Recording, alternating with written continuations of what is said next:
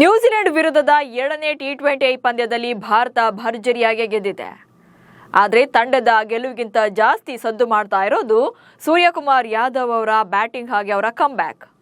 T20 ತಂಡದ specialist batter ಅಂತಾನೆ ಕರೆಸಿಕೊಳ್ತಿದ್ದ ಸೂರ್ಯ 2025ರಲ್ಲಿ ತಂಡದಿಂದಲೇ gate pass ಕೊಡಿ ಎನ್ನುವಷ್ಟರ ಮಟ್ಟಿಗೆ ಇದ್ದೂ ಇಲ್ಲದಂತಾಗಿದ್ರು.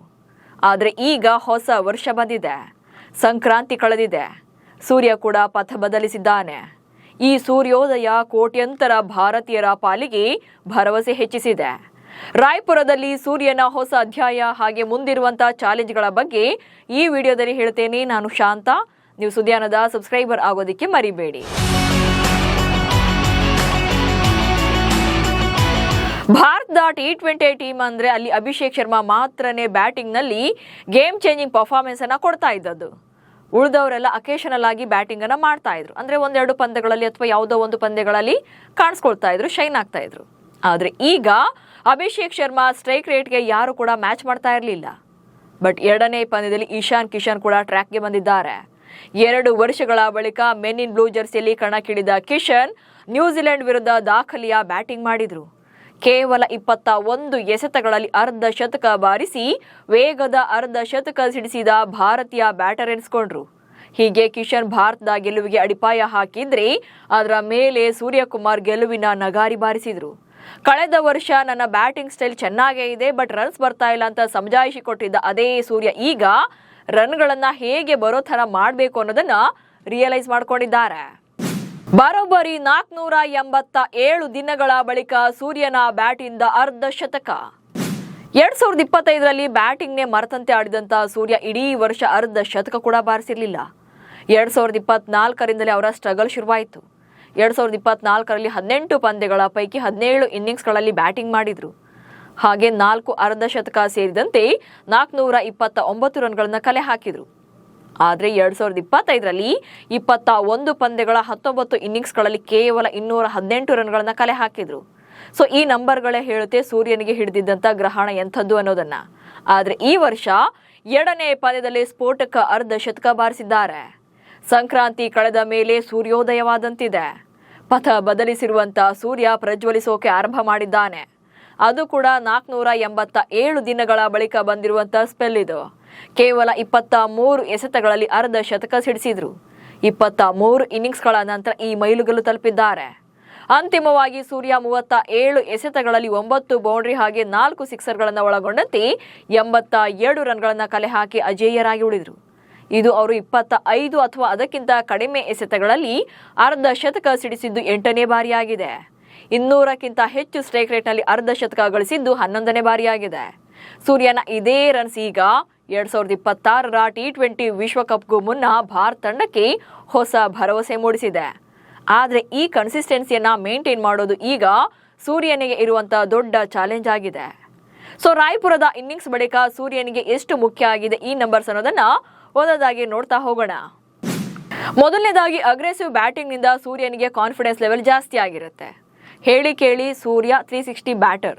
ಅದು ಅಲ್ಲದೆ ಅವರು ಅಗ್ರೆಸಿವ್ ಬ್ಯಾಟಿಂಗ್ ಮೂಲಕವೇ ಟಿ20ನ ಸ್ಪೆಷಲಿಸ್ಟ್ ಬ್ಯಾಟರ್ ಅಂತ ಕರೆಸ್ಕೊಳ್ತಾ ಇದ್ರು. ಹೀಗಾಗಿ ನ್ಯೂಜಿಲೆಂಡ್ ವಿರುದ್ಧದ 2ನೇ ಪಂದ್ಯದಲ್ಲಿ ಅದ್ಭುತವಾದಂಥ ಇನ್ನಿಂಗ್ಸ್ ಅನ್ನ ಆಡಿರೋದ್ರಿಂದ ಅವರಿಗೆ ಕಾನ್ಫಿಡೆನ್ಸ್ ಲೆವೆಲ್ ಜಾಸ್ತಿ ಆಗಿರುತ್ತೆ. ಹಾಗೆ ಮುಂದಿನ ಪಂದ್ಯಗಳಲ್ಲೂ ಕೂಡ ಬಿಗ್ ಹಿಟ್ಗಳ ಮೇಲೆ ಕಣ್ಣನ್ನ ಇಡ್ತಾರೆ. ಸೊ ಕಳೆದ ಪಂದ್ಯಗಳಲ್ಲಿ ಅವರು ತುಂಬಾನೇ ಸ್ಟ್ರಗಲ್ ಮಾಡ್ತಾ ಇದ್ರು ಅಥವಾ ಬಿಗ್ ಹಿಟ್ಗೆ ಕೈ ಹಾಕಿದಾಗೆಲ್ಲ ಅವರು ಔಟ್ ಆಗ್ತಾ ಇದ್ರು. ಸೊ ಅಂಥ ಟೈಮಲ್ಲಿ ಅವ್ರ ಕಾನ್ಫಿಡೆನ್ಸ್ ಲೆವೆಲ್ ತುಂಬಾನೇ ಲೋ ಇತ್ತು. ಹೀಗಾಗಿ ಹೆಚ್ಚಿನ ಪಂದ್ಯಗಳಲ್ಲಿ ಬಿಗ್ ಸ್ಕೋರ್ ಅನ್ನ ಕಲೆ ಹಾಕೋಕೆ ಸಾಧ್ಯವಾಗ್ತಾ ಇರಲಿಲ್ಲ. ಬಟ್ ಈ ಪಂದ್ಯದಲ್ಲಿ ಸಿಡಿದಿರೋದ್ರಿಂದ ಯಾವ ಬಾಲನ್ನ ಯಾವ ರೀತಿಯಾಗಿ ಫೇಸ್ ಮಾಡಬಹುದು ಅನ್ನುವಂಥ ಅವ್ರಿಗೊಂದು ಐಡಿಯಾ ವಾಪಸ್ ಬಂದಿರುತ್ತೆ. ಹೀಗಾಗಿ ಮುಂದಿನ ಪಂದ್ಯಗಳಲ್ಲೂ ಕೂಡ ಅದೇ ಕಾನ್ಫಿಡೆನ್ಸ್ ನಲ್ಲಿ 6-4ಗಳ ಮೇಲೆ ಹೆಚ್ಚು ಫೋಕಸ್ ಮಾಡೋಕೆ ಸಾಧ್ಯವಾಗುತ್ತೆ. ಅಂಡ್ ನೆಕ್ಸ್ಟ್ ಬ್ಯಾಟಿಂಗ್ ನಲ್ಲಿ ಮಿಂಚಿದ್ರೆ ಕ್ಯಾಪ್ಟನ್ಸಿಯಲ್ಲೂ ಕೂಡ ಹೆಚ್ಚಿನ ಭರವಸೆ ಬರುತ್ತೆ. ಆಕ್ಚುಲಿ ಸೂರ್ಯಕುಮಾರ್ ಯಾದವ್ ಅವರು ಇಷ್ಟಿನ ತನಕ ಅಂದ್ರೆ ಅವ್ರು ಟಿ20 ತಂಡದಲ್ಲಿ ಕಳೆದ ವರ್ಷ ತುಂಬಾನೇ ಕಳಪೆಯಾಗಿ ಪರ್ಫಾರ್ಮ್ ಮಾಡಿದ್ರು ಕೂಡ ಅವರನ್ನ ಕ್ಯಾಪ್ಟನ್ ಆಗಿ ಕಂಟಿನ್ಯೂ ಮಾಡಿರೋದಕ್ಕೆ ಕಾರಣನೇ ತಂಡ ಗೆಲ್ತಾ ಇದೆ ಅನ್ನೋದು. ಅಂದ್ರೆ ಟಿ20ನಲ್ಲಿ ಭಾರತ ಅವರ ಕ್ಯಾಪ್ಟನ್ಸಿಯಲ್ಲಿ ಸೋತೇ ಇಲ್ಲ. ಬಹುಶಃ ಇದೊಂದೇ ಒಂದು ಕಾರಣಕ್ಕಾಗಿ ಸೂರ್ಯನನ್ನ ಒಂಥರ ಲಕ್ಕಿ ಕ್ಯಾಪ್ಟನ್ ಅನ್ನೋ ಥರ ಏನೋ ಕಂಟಿನ್ಯೂ ಮಾಡಿದ್ರು. ಸೊ ಅದೇ ರೀತಿ ನೋಡೋದಾದ್ರೆ ಶುಭ್ಮನ್ ಗಿಲ್ ಕೂಡ ಫಾರ್ಮ್ ಇರಲಿಲ್ಲ. ಸೊ ಅವರನ್ನ ಟೀಮ್ನಿಂದ ಎತ್ತಂಗಡಿ ಮಾಡಿದ್ರು. ಬಟ್ ಸೂರ್ಯನಿಗೆ ಚಾನ್ಸ್ ಕೊಟ್ಟು ಟಿ20 ವಿಶ್ವಕಪ್ಗೂ ಕೂಡ ಅವರನ್ನೇ ಕ್ಯಾಪ್ಟನ್ಸಿ ಆಗಿ ಮಾಡೋಕೆ ಮುಖ್ಯ ಕಾರಣನೇ ತಂಡ ಗೆಲ್ತಾ ಇದೆ ಅನ್ನೋದು.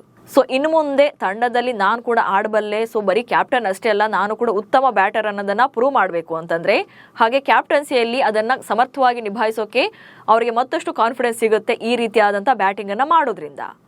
ಹಾಗೆ T20 ವಿಶ್ವಕಪ್ನಲ್ಲಿ ಭಾರತವನ್ನ ಉತ್ತಮವಾಗಿ ಲೀಡ್ ಮಾಡಬಹುದು. ಯಾವಾಗ ಒಬ್ಬ ಆಟಗಾರ ಉತ್ತಮವಾಗಿ ಆಡ್ತಾನೋ ಆತ ಉಳಿದ ಆಟಗಾರರಿಗೆ ಕೂಡ ಮಾದರಿಯಾಗಿರ್ತಾನೆ. ಸೊ ಇಂಥ ಟೈಮಲ್ಲಿ ಎಲ್ಲ ಆಟಗಾರನ ತನ್ನೊಟ್ಟಿಗೆ ಸೆಳ್ಕೊಂಡು ಅಂದ್ರೆ ತನ್ನೊಟ್ಟಿಗೆ ಸೇರಿಸ್ಕೊಂಡು ವಿಶ್ವಕಪ್ನಂಥ ಟೂರ್ನಿಗಳಲ್ಲೂ ಕೂಡ ಉತ್ತಮವಾಗಿ ಲೀಡ್ ಮಾಡೋಕೆ ಸಾಧ್ಯವಾಗುತ್ತೆ.